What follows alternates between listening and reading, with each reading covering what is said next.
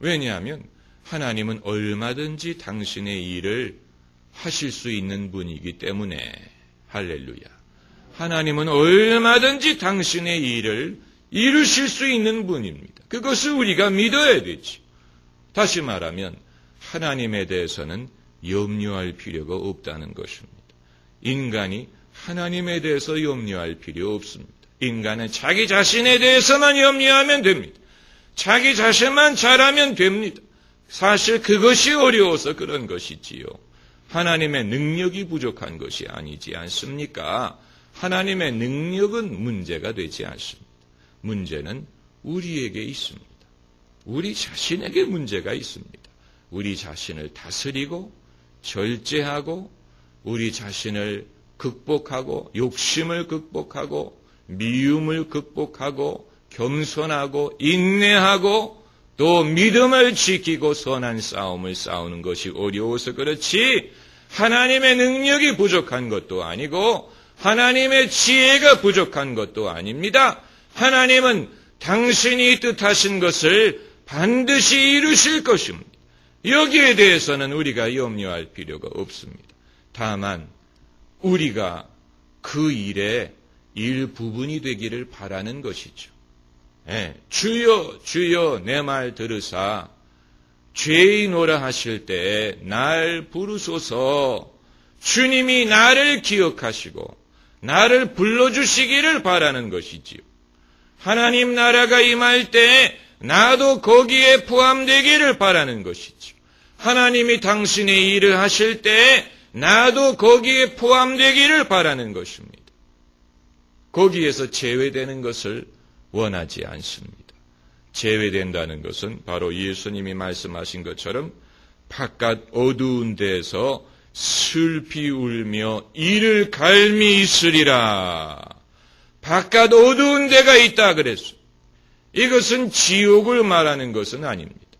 그런데 그 천국의 중심이 아니고 바깥 어두운 데 여기에 사람들이 있어서 슬피 울며 이를 갈미 있으리라. 이를 간다는 말은 후회한다는 것입니다. 사람이 어느 누구도 탓할 수가 없고 어느 누구에게도 책임을 전가할 수가 없고 자기밖에는 탓할 대상이 없을 때 이를 갑니다. 이를 갑니다. 슬피 울며 이를 갈미 있으리라. 우리는 그렇게 되는 것을 원치 않지요. 그렇게 되는 것을 원치 않습니다. 하나님이 귀중한 일을 하실 때 거기에서 내가 제외되었다. 하나님이 나를 포함시키지 않았다. 그것처럼 크게 따돌림을 받는 것은 없습니다. 여러분 옛날에 동네 친구들과 놀 때 동네 친구들이 운동을 하든 뭘 해서 이제 팀원을 뽑지 않습니까? 제가 기억하는 것은 2명의 캡틴이 있어가지고 각자 자기가 원하는 선수부터 이렇게 뽑는 거. 그래서 나는 예, 그러면 저쪽에서는 예. 그런데 저는 항상 꼴등으로 뽑혔어요. 처음엔 안 뽑고 남으니까 이제 얘는 네가 가져. 이런 식으로. 그래도 뭐 자기가 팀에 소속된 것 같다는 것만 해도 감사하지요. 그런데 하나님도 마찬가지라는 것입니다. 하나님이 뭔가 이 땅에 하고자 하시는 일들이 있습니다. 하나님의 프로젝트가 있습니다. 그런데 하나님이 일꾼을 뽑으시는 것입니다. 마치 예수님이 갈릴리의 어부들을 부르신 것처럼 예수님이 무엇을 기준으로 그들을 뽑았는지에 대해서는 말하지 않습니다. 그것은 예수님만이 갖고 계시는 기준입니다.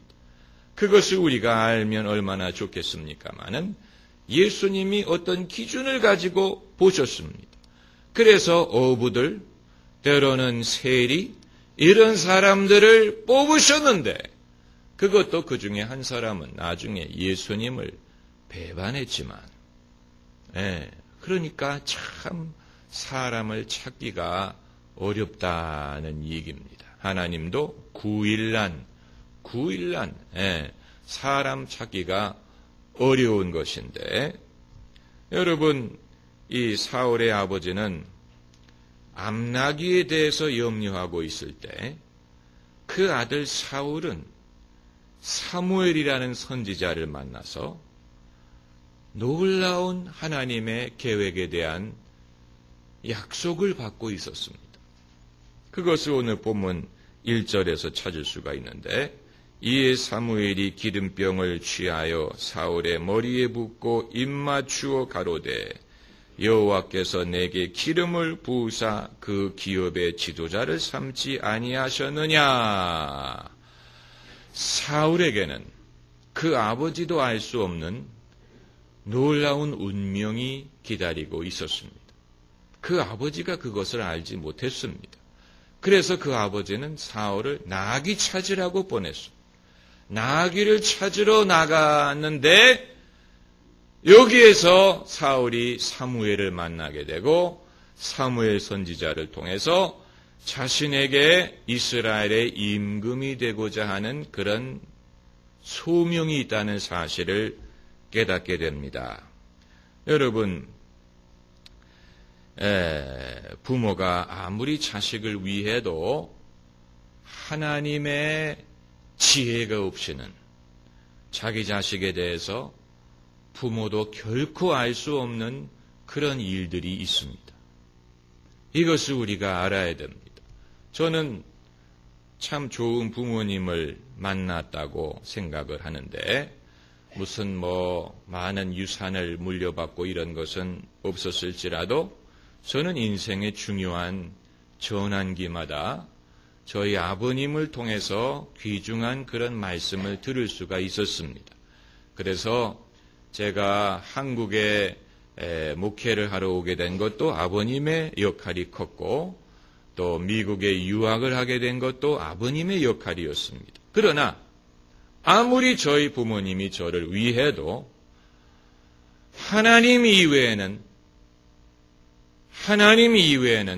보여줄 수 없는 것들, 아주 중요한 것들이 몇 가지 있었습니다. 첫째는 예수 믿고 크리스찬 되는 것이고, 둘째는 목사로 부름받은 것이고, 셋째는 기쁜 소식 교회를 개척한 일입니다. 이것은 하나님이 보여주신 것, 이건 부모님도 도울 수 없는 것이었습니다. 부모가 아무리 자식을 위하는 것 같아도 하나님이 보여주지 않으면 결코 알 수 없는 것이 있습니다. 그것을 알지 못하기 때문에 임금의 사명이 있는 아들을 암나기나 찾으라고 내보내는 것입니다. 임금의 사명이 있는 아들에게 암나기 찾는 일이나 맡기는 것입니다. 그렇기 때문에 이 아들이 아버지의 품을 떠나고 아버지의 간섭을 피해서야 비로소 하나님의 놀라운 계획을 발견할 수가 있었던 것입니다. 그렇기 때문에 그 아버지에게는 암나기를 잃어버린 것이 차라리 다행이었어요. 암나기를 잃어버렸기 때문에 사울을 자기의 품에서 떠나보낼 수가 있었고, 그렇기 때문에 사울이 자기 아버지도 알지 못하고 본인도 알지 못하고 하나님만이 보여주실 수 있는 놀라운 계획을 알 수 있게 된 것이고, 새로운 인생의 길이 열리게 된 것입니다.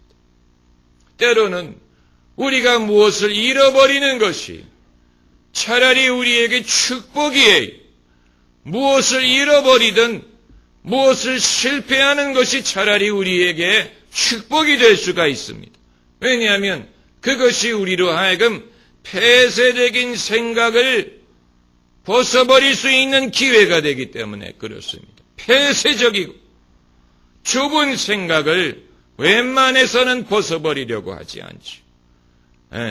그렇기 때문에 무엇을 잃어버린다든가 어떤 실패를 경험해야 그것이 우리에게 계기가 되어서 우리의 좁은 세상을 벗어날 수 있는 그런 짬을 얻게 되는 것입니다. 여러분, 자녀에 대해서 우리가 염려를 많이 하지만 예수님이 12살 되었을 때 부모와 예루살렘 성전을 올라간 적이 있었지. 그리고 다시 고향으로 돌아가는데 예수님의 부모는 예수님이 일행 중에 있는 줄 알고 하루를 갔다가 보니까 예수님이 없는 거예요. 그래서 다시 예루살렘으로 돌아가서 예수님을 찾는데 사흘 후에 성전에서 예수님을 찾았습니다. 예수님은 그때 12살 소년이었어요. 근데 성전에 가보니까 예수님이 이 학자들과 하나님의 말씀에 대해서 묻기도 하고 토론을 하고 있는 것을 발견했습니다.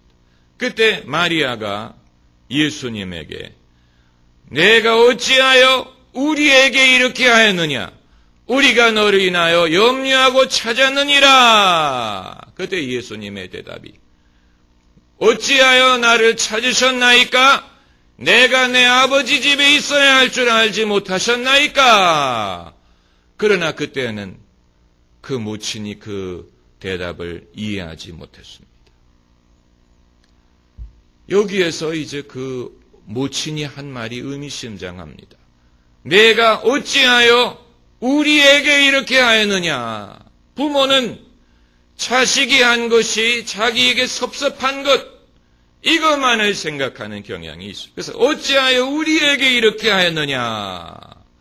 그러나 예수님에게는 부모에게 효도하는 일뿐만이 아니고 하나님의 일에 관여해야 되는 책임도 있었습니다. 그래서 어느 선에서는 스스로 하나님과의 관계를 맺고 하나님의 뜻을 알아야 되는 그런 것이 필요했는데, 그래서 예수님의 대답이 내가 내 아버지 집에 있어야 할 줄 알지 못하셨나이까? 그 말은 다른 식으로 번역을 하면 내가 내 아버지 일에 관계해야 될 것을 알지 못하셨나이까? 거기에 대한 대답은 알지 못했다는 거예요. 그 부모는 예수님이 아직 애라고만 생각을 했어요. 그래서 그렇게 할 수 있을 거라고 생각을 못하고 자기들에게 섭섭하게 한 것만을 생각했어요. 그래서 어찌하여 우리에게 이렇게 하였느냐? 그러나 시간이 지나면서 마리아가 그 모든 것을 마음속에 두니라고 했습니다. 이후에 깨달았다는 얘기입니다. 이후에. 우리의 자녀도 마찬가지입니다. 우리의 자녀들이 다 예수님처럼 지혜롭고 그렇지는 않지만 그들도 뭔가 찾아가야 될 것이 있고 우리가 생각하는 것처럼 자녀들이 약하지 않습니다. 우리가 그들을 약하게 만드는 것입니다. 우리가 생각하는 것처럼 그들이 미련하지 않아요. 부모가 너무 간섭하기 때문에 스스로 판단하는 법을 모르는 것뿐입니다. 그래서 더 놀라운 계획을 하나님이 갖고 계실 수도 있는데 우리는 암나기나 찾으라고 내보내는 일이 많아요. 내게는 암나기가 중요하지요. 그러나 자녀에게까지 암나기가 중요한 것은 아니에요. 암나기 찾으려다가 자식을 잃어버릴 수도 있습니다. 암나기가 중요합니까? 자식이 중요합니까? 암나기는 얼마든지 다시 얻을 수 있습니다. 자식은 그렇지 않아요. 그렇기 때문에 오늘 본문에서 사울의 아버지가 암나기에 대한 염려를 놓고 사울에 대해서 염려하기 시작한 것은 다행입니다. 다행히 이제야 비로소 뭐가 중요한 것을 알게 되었으니까. 그러나 그리스도인은 염려하는 것이 아니고 기도하는 사람입니다. 할렐루야. 자식에 대해서 염려하지 말고 자식에 대해서 기도하면 됩니다. 그리고 하나님을 신뢰해야 됩니다. 내가 생각하는 내 자식은 암나기를 찾아오는 자식이지만 하나님은 더 놀라운 계획을 갖고 계십니다. 그런데 나도 그것을 몰라요. 나도 몰라요. 하나님이 보여주시지 않습니다. 하나님이 보여주실 것입니다. 기도하십시다.